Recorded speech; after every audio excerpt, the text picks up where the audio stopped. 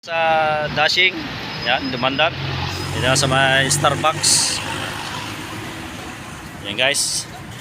Natin ito yung kanyang battery. Yan, lagay natin yung battery nya. Kasi mababa na yung voltahe nya ito guys. Yan, dumandar. Yan, so lagyan lang muna natin temporary. So nandito yung kasama ko si Parinid. Ayan, nag-on na yan guys. So try natin start. Ayan o, ayaw niya talaga guys. Ayaw niya. So hindi mo lang yan screen natin. So ibig sabihin battery talaga ito guys. So, dito na kami o, Starbucks. So ayan guys, dito na kami. Yan, talakain natin namin yung mayari. Kasi bibili ng battery.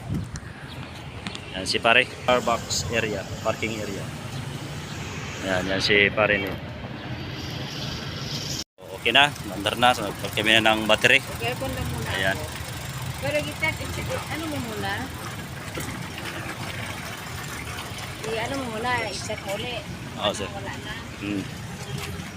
So, ayan guys. Ayan. Okay. So, dito na kami.